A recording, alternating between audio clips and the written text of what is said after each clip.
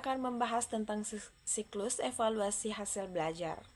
Ada pengukuran atau disebut measurement, dan ada juga penilaian, assessment. Yang pertama saya akan membahas tentang pengukuran. Proses penentuan kuantitas atau angka melalui tes yang valid dan reliable. Fokus pada pengumpulan data mentah dari jawaban siswa. Ada juga penilaian interpretasi hasil pengukuran untuk memberikan makna. Proses ini mengubah skor mentah menjadi simbol atau disebut angka huruf yang representatif. Baik, evaluasi adalah proses sistematis menentukan nilai jumlah sejauh mana tujuan instruksional tercapai. Ada juga konsep dasar penskoran. Penskoran atau disebut scoring adalah langkah pertama dalam proses pengolahan hasil tes, yaitu tindakan kuantifikasi terhadap jawaban yang diberikan oleh peserta tes. Ada juga tes objektif. Penskoran bersifat pasti atau disebut dikotomus 1 atau 0. Ada juga tes uraian. Penskoran menggunakan rubrik atau pedoman khusus dengan skala 0, kurang 4 atau 1, kurang 10. Baik, ada juga di sini teknis penskoran tes objektif. Yang pertama, skor konvensional, menghitung jumlah butir yang dijawab benar, cocok untuk tes formatif harian.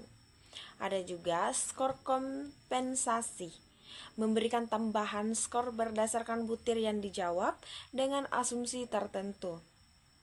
Ada juga skor peneliti atau disebut denda, mengurangi skor total jika ada jawaban salah untuk menghindari spekulasi atau menebak sembarang. Yang terakhir adalah sistem bobot. Setiap soal memiliki bobot berbeda tergantung tingkat kesukaran butir soal tersebut. Selanjutnya adalah sistem pemberian nilai atau disebut grading. Yang pertama, angka 0 kurang 100 memberikan rentang yang sangat detail untuk membedakan kemampuan antara siswa secara mikro. Yang kedua, huruf A atau E mengelompokkan dalam kategori kualitas atau disebut sangat baik, baik, cukup baik, dan kurang gagal.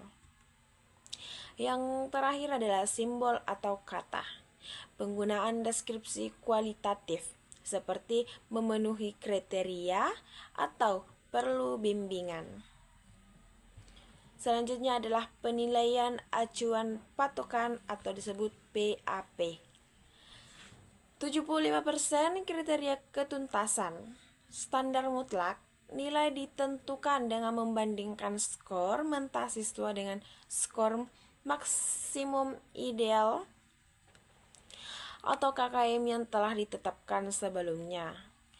Ada juga rumus dasar, nilai sama dengan skor perolahan dikali 100 atau skor maksimum. Penilaian acuan norma PAN membandingkan perolehan siswa dengan rata-rata kelompoknya. Nilai ditentukan oleh posisi relatif siswa dalam kurva normal. Fokus pada posisi siswa dibanding rata-rata kelas. Set skor positif berarti di atas rata-rata unggul. Set skor negatif berarti di bawah rata-rata bawah. Jika rata-rata kelas rendah, maka siswa dengan skor rendah tetap bisa lulus. Analisis konversi jawaban. Proses ini melibatkan konversi skor mentah menjadi skor standar, set skor atau t-skor untuk normalisasi data.